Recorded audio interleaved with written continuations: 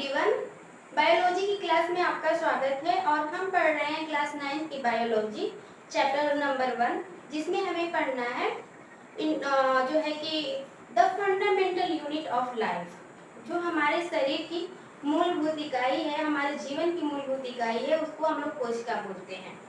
और चैप्टर का नाम यही है और हमें जो है कि यही पढ़ना है। हमने जो है कि प्रीवियस क्लास में जो है कि आप लोगों को बताया कि इस चैप्टर में हमें पढ़ना क्या क्या है। जैसे इसका इंट्रोडक्शन बताया हमने, डिफिनीशन हो गई, डिस्कवरी हो गई, पार्ट ऑफ सेल, सेल्स ऑर्गेनेज क्या होते हैं, प्रोटोप्लाज्म, और इसमें हमने सेल डिवीजन के बारे में बताया था कि वो दो प्रकार से होता है। फर्स्ट जो होता है माइटोसिस एंड सेकेंड जो होता है मियोसिस। तो इसको जो है कि हमने परिचय के रूप में देखा। तो उसी जो है कि क्लास को हम लोग कंटिन्यू करेंगे और आज जो है कि हम जो है सेल की डिफिनीशन और discovery of cell and cell theory, और उसके बाद इस चैप्टर से आने वाले जो क्वेश्चन है, कॉम्पिटिटिव एग्जाम में जो क्वेश्चन बनते हैं, उस चीज को हम लोग पढ़ेंगे। ओके, तो चलिए हम लोग स्टार्ट करते हैं।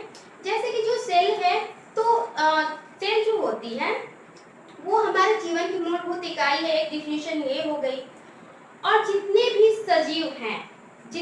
सजीव हैं उनकी जो उनका शरीर का निर्माण जो हुआ है वो कोशिकाओं से मिलकर के हुआ है। और जो कोशिका होती है हमारे शरीर की क्रियात्मक संरचनात्मक इकाई होती है। ओके, और जो है कि हम अभी पढ़ेंगे, चलिए थोड़ा हम देख लेते हैं कि जो हम लोग पढ़ रहे हैं, जैसे कि सेल पढ़ रहे हैं ना, तो सेल का जो है बायोलॉजिकल नेम,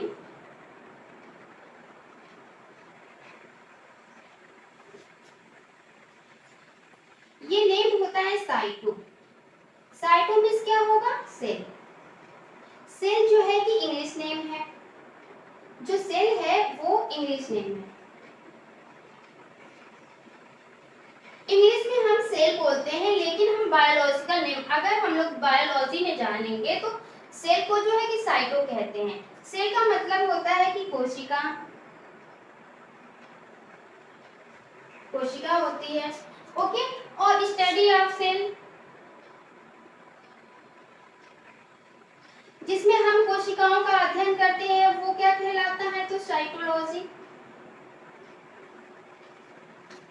ओके, देखिए हमने डिफिनेशन देखा कि जितने भी सजीव हैं, जितने भी लिविंग ऑर्गेनिज्म हैं, उनका निर्माण किससे हुआ है, कोशिकाओं से मिलकर के हुआ है।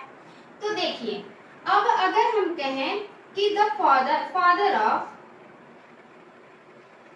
सेल,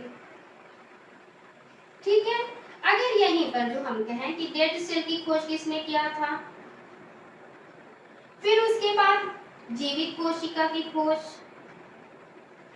किसने किया था। ओके, इसके बाद आता है एक न्यूक्लियस।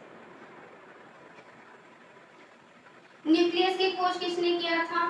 उसके बाद सेल थियरी आती है।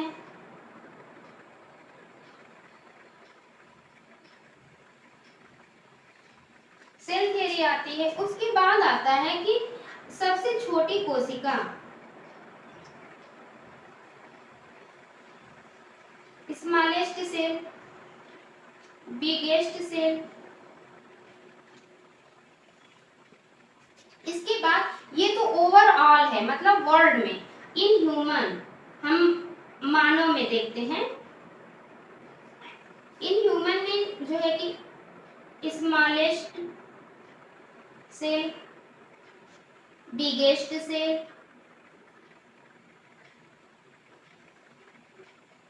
Longest cell. उसके बाद आता है कि ऐसी सेल जो कि अपने क्षतिपूर्ति, जब वो टूट जाती है या मर जाती है, उसका विभाजन नहीं हो पाता है, एक नई कोशिका का निर्माण नहीं हो पाता है। तो इस चीज को हम देखेंगे, cell division not means cell division नहीं होता है किसमें, और सेल डिवीजन होता है, सेल डिवीजन बिकम, यानी कि सेल डिवीजन होता है तो किसमें होता है। ओके, देखिए जो फादर ऑफ सेल्स, कोशिका के जो पिता हैं, उनको रॉबर्ट हुक कहा जाता है।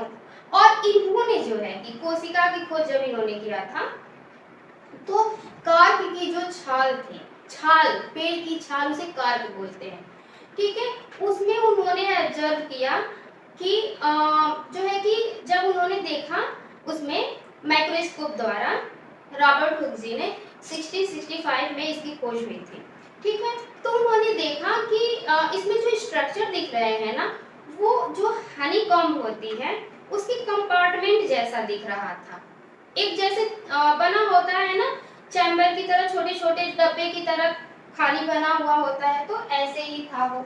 उन्होंने देखा हनीकॉम्ब कंपार्टमेंट जैसे,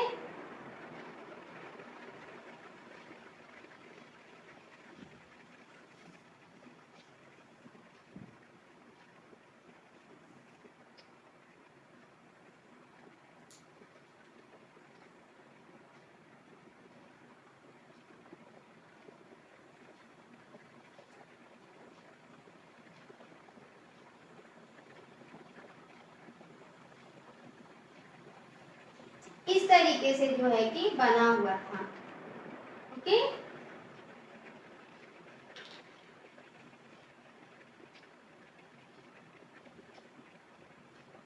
इस टाइप का संरचना जो है कि दिख रही थी ऐसी, जो ये कंपार्टमेंट की तरह दिख रहा है ना, उन्होंने देखा कि ऐसी संरचना तो हमने कहीं देखा है।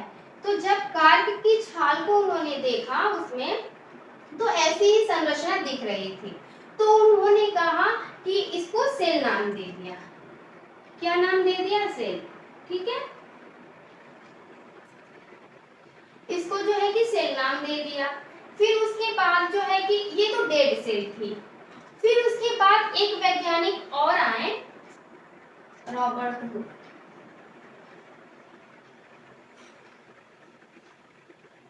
ठीक है। फिर उसके बाद इन्होंने ही डेड सेल की भी खोज किया था। अगर डेड सेल लिख करके आएगा तब भी इन्हीं का नाम हम लिखेंगे, ओके।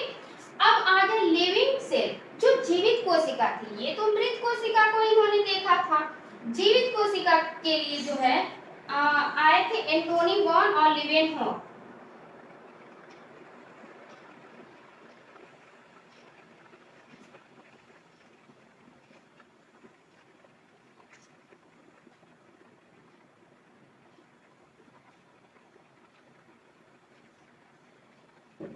लीवेनहॉक, ठीक है। इन्होंने जो है कि जीवित कोशिका की खोज किया। फिर न्यूक्लियस, ये जो न्यूक्लियस है ना, ये बहुत ही जरूरी होता है सेल में। ये जो न्यूक्लियस है इसको दिमाग कहते हैं, सेल, ब्रेन ऑफ सेल कहते हैं। जितनी भी एक्टिविटीज होती हैं उसको कंट्रोल करने का काम कौन करता है? न्यूक्लियस। तो इसकी खोज जो है कि रॉबर्ट ब्राउन ने किया था,